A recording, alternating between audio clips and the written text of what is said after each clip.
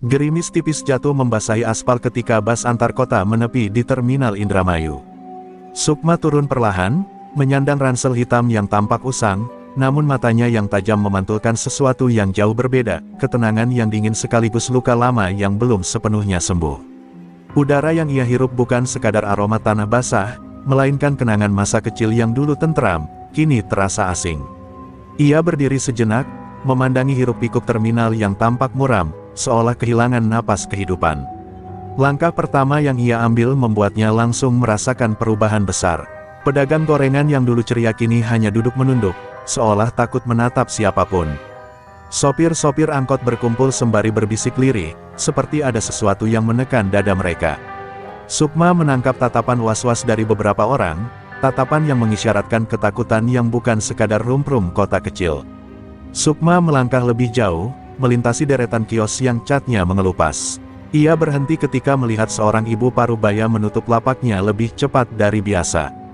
Tangan ibu itu gemetar saat menggulung spanduk dagangannya. Sukma sempat ingin menyapa, namun sang ibu buru-buru pergi sambil tersentak kaget ketika menyadari pria berambut cepak sedang mengawasi dari jauh. Pria itu tak melakukan apapun, hanya berdiri sambil menatap para pedagang seperti penjaga penjara yang menunggu mangsa. Pemandangan itu memantik kembali amarah lama dalam diri Sukma. Ia tak mengenal pria berambut cepak itu, tapi ia tahu betul aura seperti apa yang sedang ia hadapi, aroma kekuasaan kotor, aroma penindasan yang disembunyikan di balik tatapan garang. Sukma menghela napas, mencoba meredam gejolak hatinya. Ia datang ke Indramayu ingin menata hidup baru, bukan memulai pertempuran. Namun kenyataan rupanya memilihnya kembali untuk hal lain. Ia memutuskan menuju area parkir, berharap menemukan angkot atau ojek untuk pulang ke rumah masa kecilnya. Namun beberapa meter sebelum tiba, Sukma melihat seorang pemuda dicegat dua pria berbadan besar. Mereka memaksa pemuda itu menyerahkan uang setoran. Pemuda itu tampak ketakutan, tubuhnya gemetar, suaranya parau memohon waktu tambahan. Namun permohonan itu ditertawakan, bahkan dibalas dengan dorongan keras yang membuatnya terjatuh ke aspal. Tanpa disadari, langkah Sukma terhenti. Dadanya serasa membeku melihat ketidakadilan yang terbentang di depan mata. Ia mengepalkan tangan, merasakan denyut nekat yang sudah lama ia tekan. Kembali, ia menimbang, tetap diam atau turun tangan. Masa lalu lalang berpura-pura tak melihat, seolah drama kekerasan itu sudah menjadi pemandangan normal. Namun bagi Sukma, tak ada yang normal dari penindasan yang dibiarkan. Pemuda itu berusaha bangkit, namun salah satu pria langsung menendangnya hingga tersungkur lagi. Pria lainnya bergumam, mengatakan semua ini perintah dari Muklis Botak. Nama itu membuat beberapa orang yang lewat langsung menunduk atau mempercepat langkah. Sukma memasang telinga, memastikan ia tidak salah dengar. Muklis Botak, nama yang bahkan di masa kecilnya sudah terdengar sebagai ancaman gelap di terminal kota. Sukma menghela napas panjang. Ia tahu apa arti semua ini. Terminal yang dulu menjadi gerbang hangat kampung halamannya kini berubah menjadi sarang pemerasan yang dikelola tangan besi. Dan sementara banyak orang memilih bungkam, ia merasakan panggilan lama yang tidak pernah benar-benar mati. Kedatangannya ke Indramayu baru dimulai, namun takdir sudah menyiapkan badai yang harus ia hadapi sendirian. Sukma memutuskan untuk tidak ikut campur, setidaknya untuk saat itu. Ia melangkah pergi dengan tenang, tetapi tiap langkah justru membuat hatinya semakin panas. Suara tawa kasar para preman yang memalak pemuda tadi masih menggema di belakangnya, menggigit. Telinganya seperti ejekan. Ia menatap lurus ke depan, namun bayangan ketidakadilan itu terus menghantui pikirannya. Batin Sukma berperang, ia tahu bila ia bertindak sekarang, ia akan menarik perhatian kelompok yang lebih besar. Namun ia juga tahu dirinya bukan tipe yang membiarkan kezaliman lewat begitu saja. Sambil menelusuri jalan menuju luar terminal, Sukma berusaha membaca suasana. Sepanjang jalur kios, para pedagang menghindari kontak mata dengannya. Ada penjual es yang bahkan buru-buru menutup payung dagangannya ketika melihat dua preman berkeliaran. Ketakutan itu sudah mengakar begitu dalam. Sukma merasa seperti berada di tempat yang sama sekali berbeda dari kampung halamannya. Terminal ini kini penuh tekanan, bukan lagi pusat kehidupan warga. Ketika ia hampir mencapai gerbang keluar, suara bentakan keras membuatnya menoleh spontan. Tiga preman menarik seorang sopir angkot dari kendaraannya. Sopir itu berusaha menjelaskan bahwa setoran hari ini belum cukup, tetapi bukannya mendapat pengertian, ia justru ditampar hingga tersungkur. Orang-orang yang melihat langsung mundur beberapa langkah, pura-pura sibuk dengan urusan masing-masing. Sukma melihat ketakutan kolektif itu, dan dadanya semakin sesak. Si preman bertubuh paling besar menendang pintu angkot sambil berteriak soal uang keamanan. Sementara itu, dua preman lain menjara uang receh dari dashboard kendaraan. Sopir angkot hanya bisa merintih dan memeluk perutnya yang memar. Sukma berdiri di kejauhan, menyaksikan semuanya. Tubuhnya tetap diam, tetapi matanya tidak. Di balik tatapannya, ada badai yang mulai menggulung. Nama Muklis botak kembali terdengar dalam percakapan para preman itu. Mereka menyebutnya sebagai bos besar yang harus dibayar setiap hari. Setoran, keamanan, dan ancaman, semuanya dirangkai menjadi sistem yang membuat warga tak punya perlawanan. Sukma memerhatikan, menyimpan semua informasi itu dalam kepala dengan ketajaman seorang pemburu. Muklis menguasai terminal tidak hanya dengan kekerasan, tetapi juga melalui ketakutan yang diwariskan dari satu preman ke preman lainnya. Tanpa disangka, sopir angkot yang dipalak itu melihat Sukma. Tatapan mereka bertemu.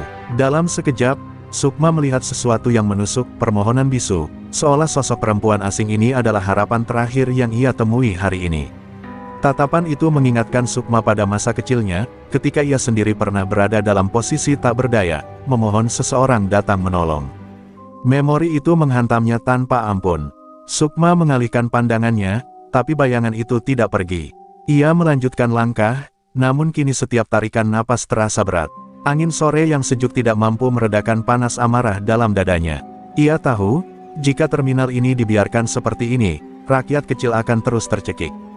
Dan ia tahu, cepat atau lambat, ia tidak akan bisa terus memalingkan wajah. Ketika Sukma akhirnya keluar dari pintu terminal, ia berhenti sejenak. Ia menatap kembali ke dalam area yang dipenuhi preman. Terminal itu tampak seperti sarang binatang buas yang siap menerkam. Sukma mengepalkan tangan di sisi tubuhnya. Ia tidak lagi bertanya apa yang harus ia lakukan. Ia hanya bertanya kapan. Dan di relung hatinya, ia tahu, badai pertama akan datang lebih cepat dari yang dibayangkan. Langkah Sukma menjauh dari terminal tidak serta-merta meredakan gejolak di dadanya. Justru setiap meter yang ia tempuh membuka kembali pintu-pintu masa lalu yang sengaja ia kunci bertahun-tahun. Ia teringat saat dirinya masih kecil, ketika ia dan ibunya hidup sederhana di rumah panggung tak jauh dari sawah. Saat itu terminal masih ramai dan aman. Namun ketenangan itu hancur dalam satu malam, rombongan preman mendatangi warung kecil milik ibunya, menuntut uang keamanan.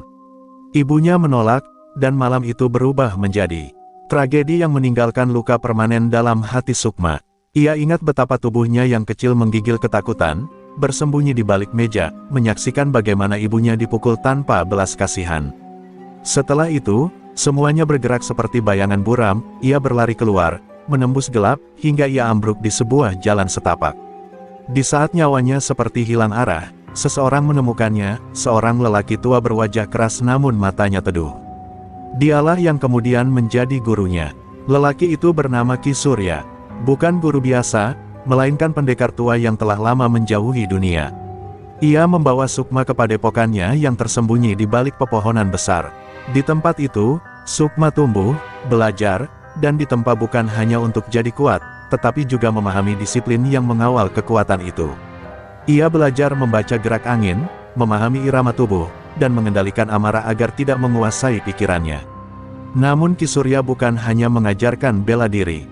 Ia menanamkan sesuatu yang lebih mendalam, prinsip untuk tidak membiarkan ketidakadilan berlaku di depan mata.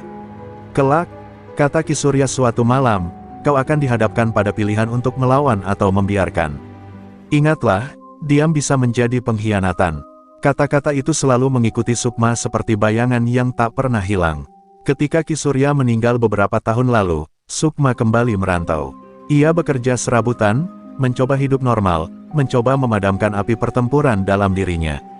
Namun dunia tidak memberikan kemewahan itu.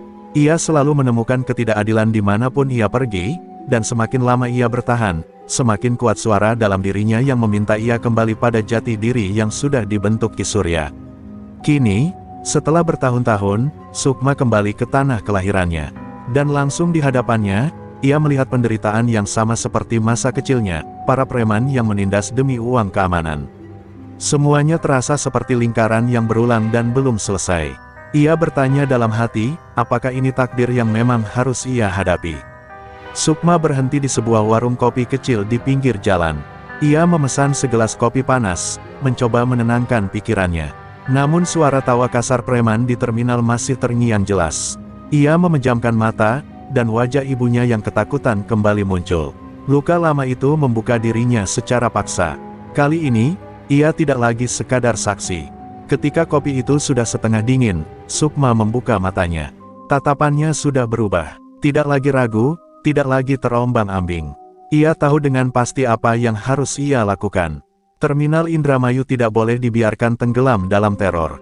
Jika tidak ada yang berani melawan, maka ia yang akan berdiri. Dan keputusan itu mengalir dalam dirinya bukan sebagai pilihan, melainkan sebagai kewajiban yang sudah ditakdirkan sejak masa kecilnya. Sementara Sukma meneguhkan tekadnya, di sudut lain terminal Indramayu, Muklis botak sedang duduk di ruang belakang sebuah gudang tua yang mereka jadikan markas. Asap rokok memenuhi ruangan, bercampur bau keringat dan alkohol. Muklis, dengan kepala pelontos berkilat dan tubuh besar penuh tato, sedang menghitung setoran dari anak buahnya. Tumpukan uang lusuh tergeletak di meja kayu yang sudah retak. Ia tampak puas, namun sorot matanya tetap buas, seperti hewan yang selalu merasa ada ancaman mengintai meski memegang kekuasaan penuh. Di hadapannya, 4 preman berdiri dengan gugup. Salah satu dari mereka melaporkan kejadian siang tadi tentang pemuda yang tak bisa membayar setoran. Muklis mendengarkan tanpa banyak komentar. Ia hanya sesekali menyunggingkan senyum dingin, senyum yang sering menjadi pertanda buruk. Baginya, warga terminal bukan manusia, mereka hanya objek pungutan, aset yang harus terus diperah. Ia tidak peduli berapa banyak pedagang yang bangkrut atau sopir yang terpaksa menjual kendaraan, yang penting, uang mengalir. Beberapa saat kemudian, seorang preman lain menyebutkan rumor tentang seorang perempuan muda yang terlihat memperhatikan aktivitas anak buah mereka. Muklis semula tidak menggubris, tetapi ketika preman itu menyebut bahwa perempuan tersebut tidak terlihat takut, mata Muklis langsung menyipit. Ia tidak suka pada orang asing yang berani menatap daerah kekuasaannya tanpa tunduk. Kediamannya berubah menjadi ancaman terselubung. "Perempuan, di terminal gue," katanya dengan nada rendah namun mematikan. Anak buahnya saling pandang, ragu melanjutkan cerita. Muklis berdiri, kursi kayunya menggesek lantai kasar dengan suara mencicit menyeramkan. Tubuhnya yang besar bergerak mendekati anak buahnya. "Kalian pikir gue suka orang yang sok berani berkeliaran di sini?" Ia menepuk bahu salah satu preman dengan cukup keras hingga pria itu hampir terjatuh. "Kalau ada yang coba ganggu setoran gue, hapus sampai nggak bersisa." Kata-kata itu mengiris dingin, menegaskan reputasinya sebagai algojo tanpa belas kasih. Di luar gudang, terminal tampak muram. Poster-poster lama terkulai diterpa angin, sementara pedagang menutup dagangan lebih cepat daripada biasanya. Semua orang tahu siapa Muklis botak. Dan semua orang tahu tak ada gunanya melawan. Muklis bukan hanya punya tangan yang brutal, tetapi juga jaringan yang luas. Ia memegang kendali bukan karena ia paling cerdas, melainkan karena ia paling ditakuti. Polisi enggan ikut campur karena sebagian telah mendapat jatah tenang, sementara sisanya takut terjadi keributan besar. Namun, hari itu Muklis merasa ada sesuatu yang berbeda di udara. Ia tidak tahu apa, tetapi nalurinya, yang terasa dari puluhan tahun hidup di kekerasan, menangkap tanda-tanda bahwa ada ancaman yang belum ia pahami. Ia merokok lebih sering dari biasanya, matanya menatap terminal dengan gelisah yang tersembunyi di balik arogansi. Ia tidak suka perubahan, dan terutama, ia tidak suka orang yang membuatnya merasa tidak nyaman. Di sisi lain, Sukma masih berjalan menyusuri jalanan menuju rumah lamanya, tidak menyadari bahwa kehadirannya sudah mengusik sarang para preman. Angin malam membawa aroma laut dan suara gesekan bambu dari kejauhan. Namun di balik ketenangan itu, sebuah bayangan gelap sedang mempersiapkan diri. Muklis botak sudah mencium adanya ancaman, meski belum tahu siapa atau apa. Badai yang Sukma simpan dalam hatinya kini perlahan-lahan mulai terhubung dengan kegelapan kekuasaan Muklis. Pertemuan mereka belum terjadi, tetapi keduanya sudah berada di jalur yang tak bisa kembali. Di satu sisi, ada gadis yang membawa pengabdian dan luka lama. Di sisi lain, ada tiran yang hidup dari teror dan ketamakan. Dan ketika dua arus itu bertemu, terminal ini tidak akan pernah lagi sama. Senja mulai turun ketika Sukma akhirnya tiba di depan rumah lamanya. Rumah panggung itu masih berdiri, meski kini tampak lebih rapuh, seakan menua karena kesedihan yang tak tertutur. Sukma menelusuri dinding kayu dengan jemarinya, merasakan setiap guratan yang menjadi saksi hidupnya. Namun bahkan ketenangan nostalgia itu tidak mampu menahan pikirannya dari bayangan terminal, pemuda yang dipalak, sopir angkot yang dipukuli, dan nama Muklis botak yang terus menggema seperti ancaman yang belum selesai ditebus. Hatinya tak tenang, ia tahu ada sesuatu yang harus ia lakukan, dan waktunya tidak lama lagi. Malam itu, saat ia duduk di beranda, suara gaduh dari kejauhan membuat tubuhnya otomatis tegak. Teriakan pedagang terdengar samar di antara angin malam. Meski jaraknya cukup jauh dari terminal, Sukma mengenali nada ketakutan itu. Tanpa pikir panjang, ia berdiri dan berlari mengikuti arah suara. Kaki Sukma melaju cepat menembus gelap, seakan setiap detik terlambat adalah penyesalan yang tak ingin ia rasakan lagi. Sesuatu dalam dirinya mendorong, ia tidak boleh membiarkan tragedi terulang. Ketika ia tiba di sudut dekat terminal, ia melihat seorang perempuan parubaya tengah dikepung dua preman. Perempuan itu memeluk keranjang sayurnya sambil menangis, memohon agar diberi waktu membayar setoran. Salah satu preman menarik keranjang itu dengan kasar hingga sayuran beterbangan di jalanan. Preman lain mengangkat tangan, siap memukul. Namun sebelum pukulan itu mendarat, sebuah tangan lain menahan lengannya dengan kuat, tangan Sukma. Kedua preman itu terkejut. Sukma berdiri dengan tenang, tatapannya dingin namun tidak kehilangan kendali. "Lepaskan dia," ucapnya dengan suara rendah namun tegas. Preman pertama tertawa, mengira Sukma hanya perempuan nekat yang ingin cari masalah. Namun tawa itu terhenti ketika Sukma memelintir lengannya dengan gerakan cepat, membuat tubuh preman itu tersungkur seketika. Preman lainnya maju, mencoba meninju, tetapi Sukma menghindar seolah sudah membaca gerakannya sebelum diluncurkan. Satu tendangan tepat di dada membuat pria itu terhempas ke dinding kios dan terbatuk darah. Perempuan parubaya itu menatap Sukma dengan campuran syok dan syukur. "Bu, pergi," kata Sukma tanpa menoleh, memastikan wanita itu punya waktu untuk kabur. Setelah wanita itu lari menjauh, Sukma kembali fokus pada dua preman yang kini berusaha bangkit sambil memegangi tubuh mereka yang kesakitan. Tidak ada ragu dalam gerakan Sukma, hanya presisi dan ketegasan seorang yang dilatih untuk melindungi. Salah satu preman yang masih sadar berusaha kabur sambil berteriak bahwa mereka akan melapor kepada Muklis botak. Sukma tidak mengejar mereka. Ia tahu dua preman itu akan pergi dengan membawa ketakutan baru, ketakutan pada seseorang yang tidak tunduk pada kekuasaan Muklis. Sukma berdiri di tengah jalan, mengatur napas, membiarkan gelap malam menyelimuti langkah awal keberaniannya. Namun ia juga tahu konsekuensinya. Tindakannya ini bukan lagi langkah kecil yang dapat disembunyikan. Ini adalah deklarasi perang. Muklis dan para preman pasti akan mencari tahu siapa dia. Dan ketika nama Sukma sampai di telinga mereka, terminal itu akan menjadi medan pertempuran yang tidak bisa dielakkan. Tetapi bagi Sukma, malam itu satu hal menjadi jelas, diam bukan lagi pilihan. Sukma berbalik, melangkah pulang dengan hati yang tidak lagi ragu.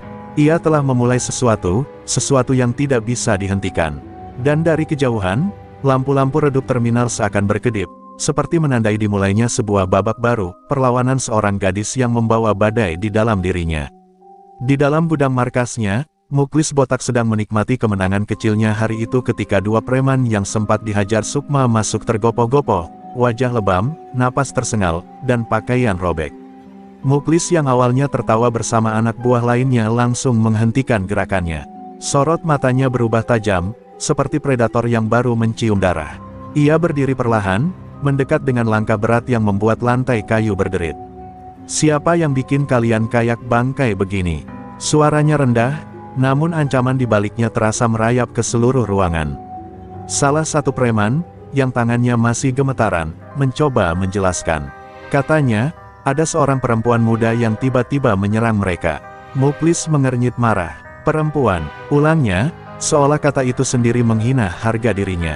Tetapi ketika preman itu memberikan detail, gerakannya cepat, kuat, seperti seseorang yang terlatih, wajah Muklis berubah serius. Tawa anak buah di sekelilingnya mereda, udara dalam ruangan itu mengeras. Ancaman di terminal belum pernah datang dari perempuan, apalagi seseorang yang bisa menjatuhkan dua preman sekaligus. Muklis menyalakan rokoknya dengan tangan bergetar, "Bukan. Karena takut, tetapi karena amarah yang menumpuk. Baginya, terminal adalah wilayah absolut yang tidak boleh diganggu. Dan sekarang, ada sosok misterius yang berani merusak ketertiban yang ia bangun dengan kekerasan. Kalian dipermalukan di wilayah gue sendiri, katanya sambil mencengkeram keras salah satu preman. Itu artinya dia menantang gue. Muklis melempar preman itu ke lantai dengan kasar, membuat pria tersebut terbatuk keras. Anak buah lainnya saling pandang, tidak ada yang berani bicara. Mereka tahu ketika Muklis marah, tidak ada yang selamat dari amukannya. Muklis tidak hanya pemimpin, ia adalah pusat teror yang membuat terminal tetap tunduk. Namun kali ini, ketenangannya goyah. Perempuan itu siapa? Gumamnya sambil berjalan mondar-mandir. Apa dia orang sini? Apa dia punya backing? Ia membentak semua orang untuk mencari informasi tentang perempuan yang menyerang anak buahnya malam itu. Di luar gudang, kabar tentang kejadian tersebut sudah mulai menyebar.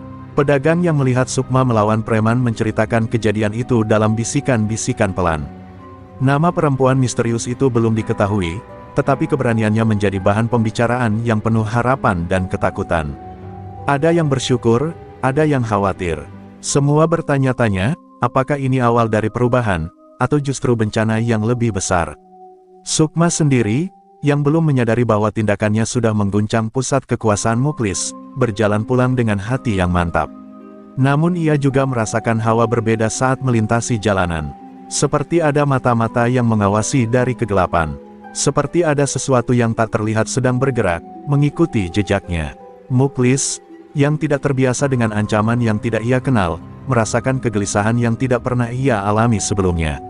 Ia mengepalkan tangan, membayangkan wajah perempuan yang berani menantangnya. Kalau dia pikir bisa bikin gue takut, katanya lirih sambil membuang puntung rokoknya ke lantai, dia salah besar.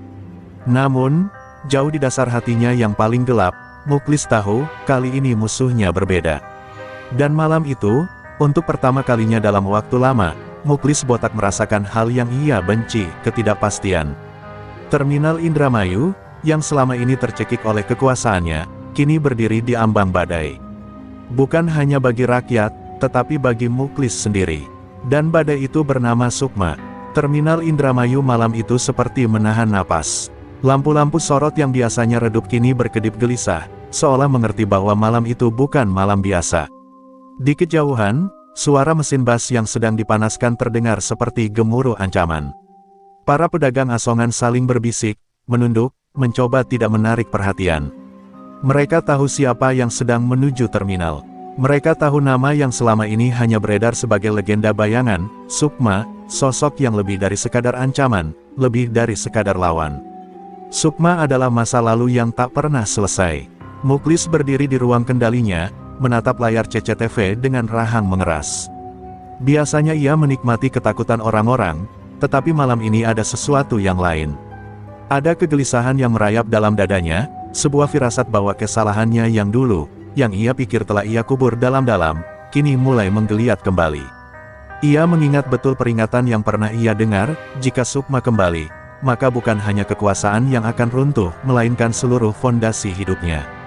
Di luar, langkah-langkah perlahan memasuki terminal. Para preman yang biasanya begitu lantang kini hanya berdiri menepi, diam, menunduk. Sukma berjalan tanpa terburu-buru, wajahnya datar, namun matanya membawa badai yang selama ini ditakuti banyak orang. Setiap langkahnya seperti menamparkan ingatan mereka yang pernah menyaksikan bagaimana ia dulu dipinggirkan, dikhianati, dan disingkirkan oleh Muklis beserta orang-orangnya. Begitu Sukma memasuki area utama terminal, angin malam berubah. Sunyi menebal, beberapa pedagang bahkan menghentikan gerakan tangan mereka seakan waktu ikut membeku. Sukma berhenti tepat di bawah lampu yang berkedip, dan untuk sesaat, siluetnya tampak lebih besar, lebih mengintimidasi, dari siapapun yang pernah berdiri di tempat itu. Di ruang kendali, Muklis merasakan keringat dingin menetes dari pelipisnya. Ia tahu ini bukan kunjungan biasa.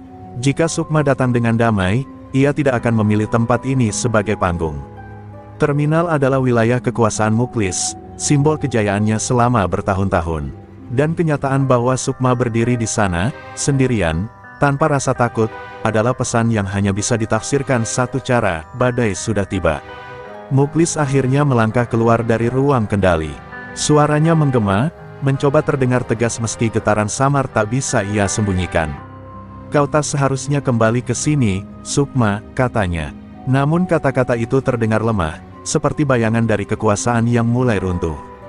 Sukma menatapnya, tanpa emosi, tetapi penuh makna. "Aku tidak kembali untuk terminalmu, Muklis. Aku kembali untuk kebenaran yang selama ini kau kubur. Dan malam ini, tidak ada lagi tempat untukmu bersembunyi." Suaranya tenang, namun membawa ketegasan yang tak terbantahkan. Orang-orang yang mendengar merasa seperti menyaksikan sejarah pecah di depan mata mereka. Dan saat itu juga, langit seperti ikut merespons. Petir menyambar di kejauhan, menerangi terminal yang tegang. Badai yang disebut-sebut itu akhirnya benar-benar tiba, dan terminal Indramayu akan menjadi saksi dari benturan masa lalu yang tak bisa lagi dihindarkan. Ketegangan yang menggantung di udara seakan menekan dada setiap orang yang berada di terminal Indramayu. Setelah pernyataan Sukma yang menggema seperti vonis tak terhindarkan, seluruh tempat itu jatuh dalam keheningan yang mencekam. Tidak ada yang berani bergerak, seolah setiap langkah sekecil apapun dapat memicu ledakan yang telah lama terpendam. Para preman Muklis saling pandang, menunggu sinyal dari pemimpin mereka, namun Muklis justru tampak kehilangan ketegasannya untuk pertama kali. Muklis menelan ludah, mencoba mengumpulkan sisa-sisa wibawa yang selama ini ia gunakan untuk menundukkan terminal Indramayu. Namun tatapan Sukma, tatapan yang pernah ia abaikan, rendahkan, dan hianati, kini kembali menghantamnya dengan kekuatan yang jauh lebih berat dari kedatangan pasukan manapun. Di balik ketenangan Sukma, Muklis merasakan sesuatu yang tidak ia lihat bertahun-tahun lalu, tekad yang tidak bisa dihancurkan oleh kekuasaan atau ancaman. Sukma melangkah mendekat, setiap jejak langkahnya terdengar jelas di lantai terminal, memecah kesunyian yang mengekang. Ketika ia berhenti hanya beberapa meter dari Muklis, kilatan petir dari langit menyorot wajahnya, mengungkap sorot mata yang menyala oleh luka yang belum pernah benar-benar padam. "Kau menganggap semuanya sudah selesai saat kau menyingkirkan aku dulu," katanya pelan, tapi dengan ketajaman yang menembus keberanian siapapun.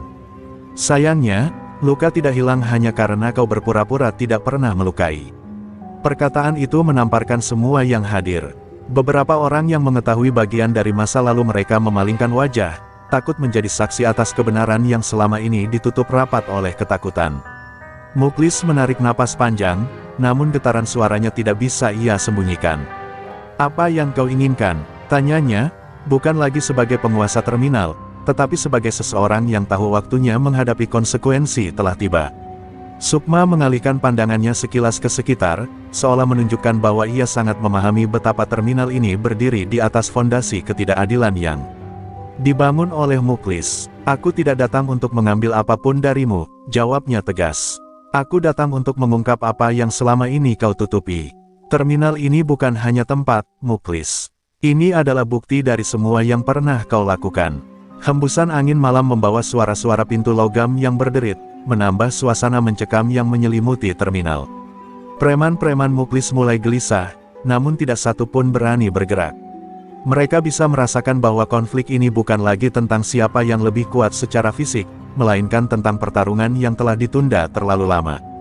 Terminal Indramayu, yang selama bertahun-tahun hidup dalam bayang-bayang Muklis, kini menjadi arena yang tidak berpihak padanya.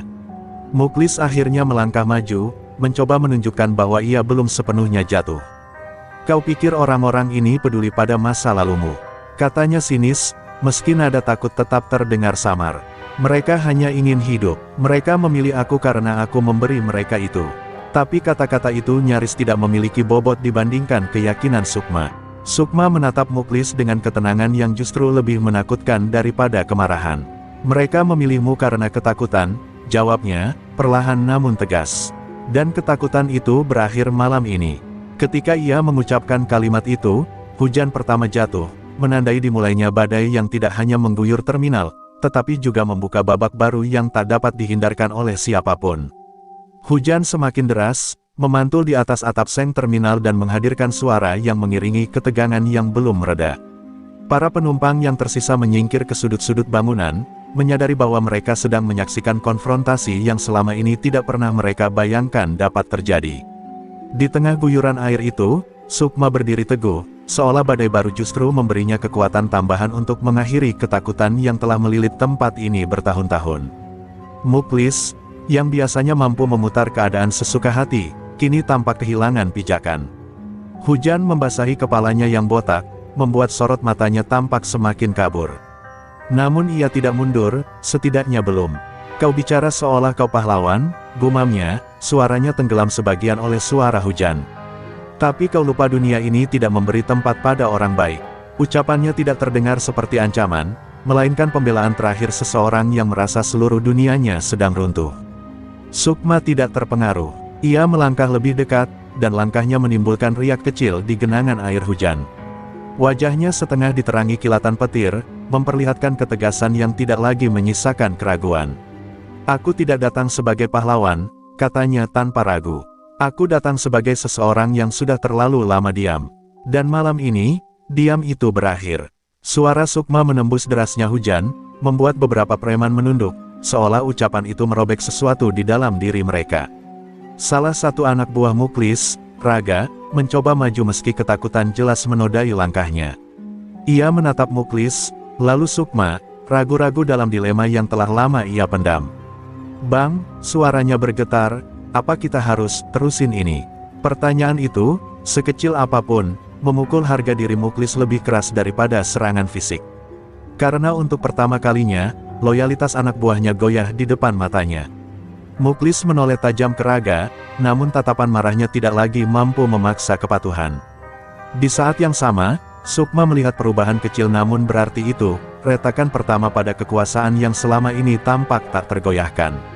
Mereka tidak butuh kau, kata Sukma, suaranya merendah namun justru semakin menusuk. Mereka butuh kebebasan, dan mereka tahu siapa yang menginjak itu selama ini. Kilatan petir kembali menerangi terminal, memantulkan bayangan-bayangan panjang di lantai basah. Muklis menggertakkan gigi, tapi air hujan yang mengalir di wajahnya tak mampu menyembunyikan kegundahan yang semakin menelan dirinya. Ia memandang sekeliling, mencari keyakinan di wajah anak buahnya, namun yang ia temukan hanyalah mata-mata yang menghindar, tangan yang mulai gemetar, dan sikap yang tidak lagi seragam dalam perlindungan. Kekuasaan yang selama ini ia banggakan mulai runtuh bukan karena kekuatan Sukma semata, tetapi karena ketakutan yang dulu ia bangun kini kembali menelan dirinya. Sukma mengangkat dagunya sedikit, memastikan kata-katanya menjadi penanda perubahan yang tidak dapat dibalikkan. Kau bisa memilih, katanya, menyerah dan biarkan terminal ini bernapas lagi, atau terus bersembunyi di balik ancaman yang sudah tidak dipercaya siapapun. Hujan mereda sedikit, namun gemuruh guntur masih melingkupi malam seperti penonton yang menahan napas. Muklis tidak langsung menjawab, tangannya mengepal, bukan untuk menyerang, tetapi untuk menahan suara runtuhnya kekuasaan yang selama ini ia yakini abadi. Terminal Indramayu menunggu keputusannya, namun lebih dari itu, terminal ini menunggu kebebasannya. Dan di tengah semua itu, Sukma berdiri sebagai badai yang tidak bisa lagi dihentikan. Hujan yang semula deras kini berubah menjadi rintik-rintik lembut, tetapi tensi di terminal Indramayu tetap tak mereda. Udara dingin yang menempel di kulit justru mempertegas suasana yang mengancam pecah kapan saja. Para preman yang sebelumnya berdiri tegap kini tampak ragu, seperti barisan yang kehilangan arah. Sementara Muklis berdiri mematung, seolah seluruh fondasi kekuasaannya direnggut begitu saja oleh keberanian seorang gadis yang dulu ia anggap tidak berarti. Sukma tidak mengalihkan pandangannya sedikit pun. Ia mengamati setiap detail perubahan yang terjadi pada Muklis, bahu yang merosot, rahang yang mengepal lemah, dan tatapan yang mulai kehilangan api. Semua itu adalah bukti bahwa ketakutannya selama ini bukan karena kekuatan, tetapi karena ia menyadari bahwa masa lalunya suatu hari akan kembali menuntutnya. Dan malam ini, penagih itu berdiri tepat di hadapannya. Muklis mencoba menarik napas panjang, meski paru-parunya terasa sesak. Sukma, kalau ini tentang masa lalu, kita bisa bicarakan, katanya pelan. Suaranya tidak lagi sombong seperti dulu, ia terdengar seperti seseorang yang berusaha mencari celah untuk bertahan. Namun Sukma hanya menggeleng, perlahan, tegas, dan penuh kenangan pahit yang telah membentuknya menjadi seperti sekarang. Tidak ada pembicaraan yang bisa mengubah apa yang terjadi, balas Sukma. Yang bisa kau lakukan hanyalah menerima bahwa semua ini akhirnya kembali padamu. Kalimat itu tidak mengandung amarah, namun justru ketenangan dingin itulah yang menusuk paling dalam. Beberapa preman mengusap wajah mereka yang basah oleh hujan dan keringat, menyadari bahwa mereka berdiri di antara dua kekuatan yang tidak lagi seimbang. Raga, yang sebelumnya ragu, kini memberanikan diri melangkah menjauh dari barisan Muklis. Wajahnya menunduk, namun langkahnya mantap. Ia berdiri lebih dekat kepada Sukma, bukan sebagai sekutu, tetapi sebagai seseorang yang memilih untuk tidak lagi memperpanjang ketakutan. Keputusannya membuat beberapa preman lain saling berpandangan, mempertimbangkan keputusan serupa yang selama ini tidak berani mereka pikirkan. Muklis melihat itu dan wajahnya memucat. "Kalian ini apa? Pengkhianat!" teriaknya, suaranya pecah di tengah keheningan. Namun tidak ada yang menjawabnya. Diam yang ia gunakan untuk menakut-nakuti orang selama bertahun-tahun kini menjadi bumerang yang menghantam balik dirinya sendiri. Diam itu berubah menjadi bentuk perlawanan yang paling menyakitkan. Sukma mengambil satu langkah terakhir, menghapus jarak yang memisahkan mereka sejak awal. "Kekuasaanmu tumbuh karena orang-orang takut bersuara," ucapnya lirih namun lugas.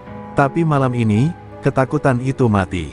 Di sekitar mereka, terminal terasa berbeda, seperti bangunan tua yang akhirnya mendapat udara segar setelah lama tercekik. Muklis membuka mulut untuk menjawab, namun tidak ada suara yang keluar.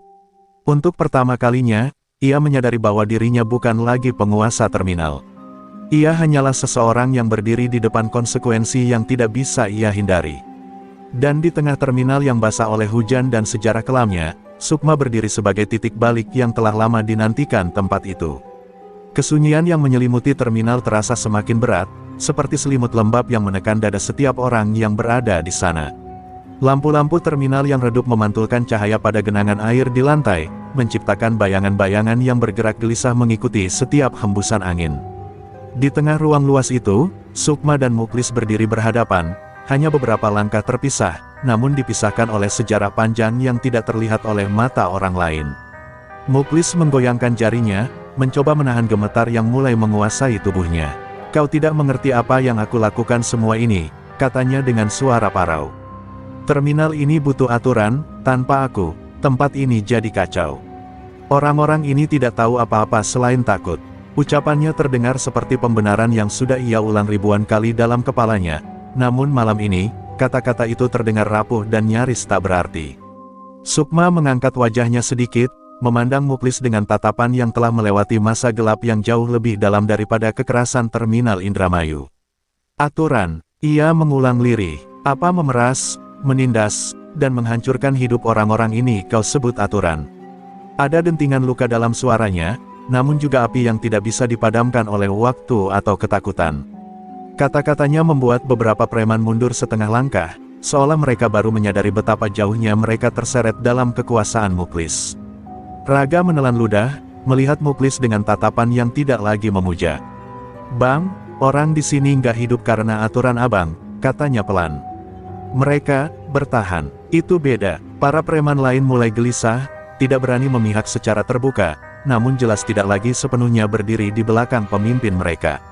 Terminal yang dulu dipenuhi gema langkah para penindas kini berubah menjadi tempat di mana suara-suara kecil berani muncul.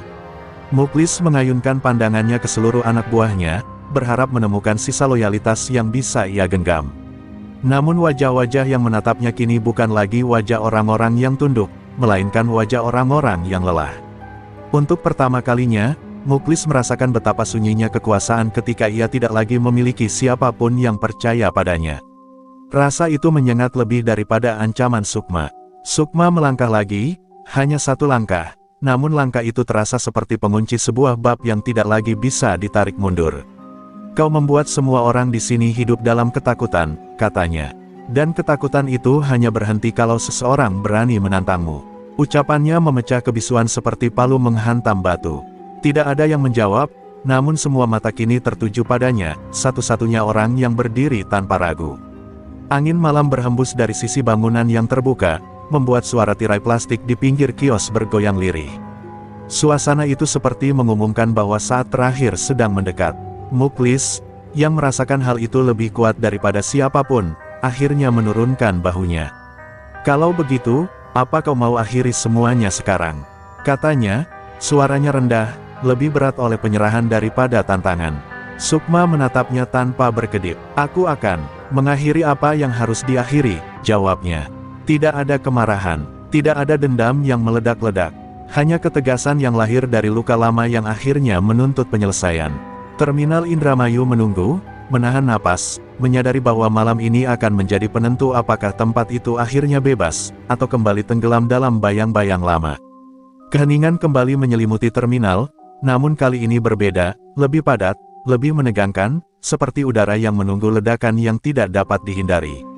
Bau logam dari air hujan yang menetes di atap bercampur dengan aroma tanah basah, menciptakan suasana yang semakin menegaskan bahwa malam ini bukan malam biasa.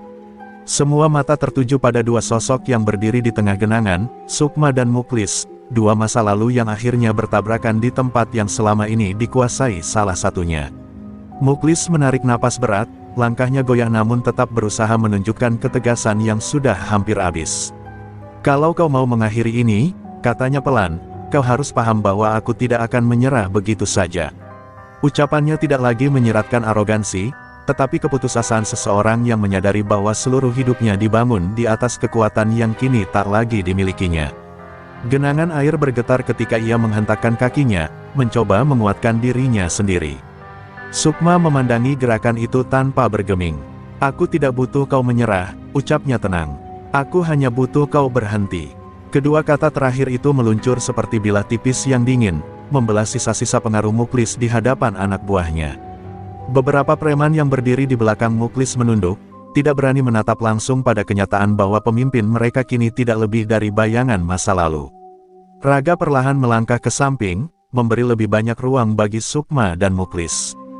Gerakannya kecil, namun jelas, dan preman lain mulai mengikuti dengan langkah yang sama. Barisan yang dulu menjadi tameng Muklis terpecah secara perlahan, menyisakan dirinya benar-benar sendirian.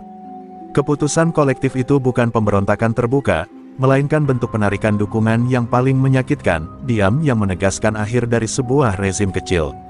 Muklis melihat ke kanan kiri, menyadari bahwa lingkaran yang dulunya melindunginya kini menyusut hingga tak tersisa apapun. "Kalian," suaranya pecah, "kalian pikir dia bisa jaga kalian? Kalian pikir hidup kalian bakal jadi lebih baik tanpa aku?" Namun tidak ada satupun yang menjawab. Diam itu menjadi cermin yang memantulkan kebenaran, mereka sudah lama tidak percaya, namun hanya malam ini mereka berani menunjukkan. Kilatan petir kembali membelah langit, menerangi wajah Sukma. Cahaya putih itu memantul di matanya yang penuh tekad, memperlihatkan luka lama yang kembali terbuka, bukan untuk menyakitinya, tetapi untuk memberikan tenaga terakhir yang ia butuhkan.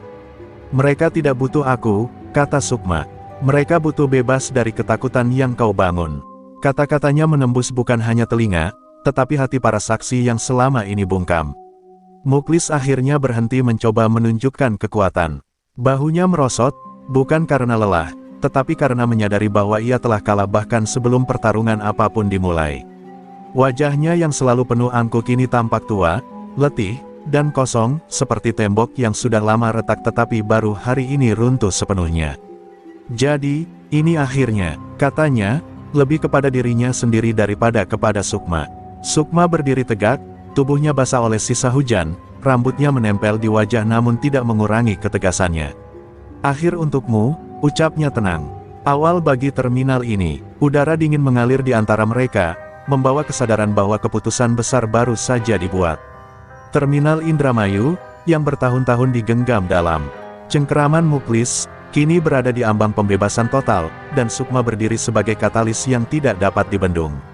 Angin malam bertiup lebih kencang, seperti hendak merobek tirai terakhir yang selama ini menutupi kebenaran di Terminal Indramayu. Lampu-lampu tua berkelip sesaat sebelum stabil kembali, seolah ikut menegaskan bahwa saat ini adalah momen yang akan mengubah segalanya. Hening menyelimuti terminal, namun bukan hening yang kosong, melainkan hening yang penuh penantian, seperti bumi yang menahan napas sebelum gempa mengguncang permukaannya. Sukma berdiri tanpa goyah, sementara Muklis masih berusaha berdiri tegak meski lututnya terlihat bergetar. Selama bertahun-tahun, dialah bayangan gelap yang membayangi setiap sudut terminal, tetapi malam ini ia tampak seperti seseorang yang kehilangan arah dalam hidupnya sendiri. "Aku membangun tempat ini," bisiknya, suaranya hampir tak terdengar. "Aku yang membuat mereka patuh, aku yang menjaga semuanya tetap berjalan," namun bahkan ia sendiri sadar bahwa kata-kata itu tidak lagi memiliki kekuatan. "Membangun atas dasar ketakutan bukanlah membangun," balas Sukma, suaranya tenang namun menggema dalam ruang luas itu. Kau pikir kau menjaga mereka? Kau justru menjerat mereka. Cahaya lampu memantul pada pakaian Sukma yang basah, membuatnya tampak seperti sosok yang muncul dari badai bukan untuk menghancurkan, tetapi untuk menuntaskan sesuatu yang harus diselesaikan sejak lama. Beberapa preman yang masih ragu pelan-pelan mundur lebih jauh, menciptakan jarak yang mempertegas kenyataan, Muklis kini tak lagi memiliki perlindungan. Raga hanya berdiri di belakang Sukma, tidak berbicara, tidak campur tangan, tetapi sikapnya yang tidak lagi berada di sisi Muklis adalah deklarasi yang jauh lebih keras daripada teriakan apapun. Muklis melihat ini, dan wajahnya mengeras menahan kenyataan pahit itu. "Jadi ini cara kalian membalas aku?" seru Muklis, mencoba membangkitkan rasa takut yang dulu selalu berhasil. "Aku memberi makan kalian, aku lindungi kalian." Namun suaranya bergema hampa, tidak lagi memiliki pijakan. Diam para preman menjadi bukti bahwa hubungan itu sudah lama retak, hanya saja malam ini retaknya bisa terlihat jelas. Sukma mendekat perlahan, setiap langkahnya menimbulkan riak di genangan air, seperti lingkaran kecil yang menyebar dan tidak akan kembali ke bentuk semula. "Kau tidak melindungi mereka," katanya, matanya tajam namun suaranya tetap tenang. "Kau mengurung mereka, sama seperti dulu kau mengurung hidupku." Kalimat itu membuat Muklis terpaku, seolah seseorang baru saja menyingkap kembali bilik masa lalu yang selama ini ia kunci rapat-rapat. Kilauan petir yang jauh menerangi wajah Sukma, memperlihatkan luka lama yang jelas masih ia bawa, namun luka itu tidak membuatnya lemah. Justru menjadi alasan ia berdiri di sini sebagai badai yang tidak bisa dihentikan. Muklis menunduk, napasnya berat, mencari kata-kata yang dapat menyelamatkannya, namun ia tidak menemukannya. Tak ada ancaman yang bisa ia gunakan, tak ada kebohongan yang bisa ia jadikan tameng. "Kau tidak punya tempat lagi di sini, Muklis," ucap Sukma akhirnya, datar namun sangat jelas. "Terminal ini akan bernafas tanpa kau. Mulai malam ini." Kalimat itu seperti palu penutup, menghancurkan batu terakhir yang menyokong kekuasaan Muklis selama ini. Para preman, penumpang, bahkan angin malam seakan mengakui bahwa garis pemisah telah digambar, dan tidak ada jalan kembali. Muklis terdiam, seluruh tubuhnya lunglai seperti seseorang yang baru saja menyadari bahwa ia telah kalah bahkan sebelum pertarungan fisik apapun dimulai. Tak ada lagi yang berdiri di sisinya. Tak ada lagi yang mempertahankan namanya. Dan di tengah terminal basah yang menjadi saksi penderitaan begitu banyak orang, Sukma berdiri sebagai akhir dari kekuasaannya dan permulaan dari kebebasan yang selama ini hanya bisa diimpikan.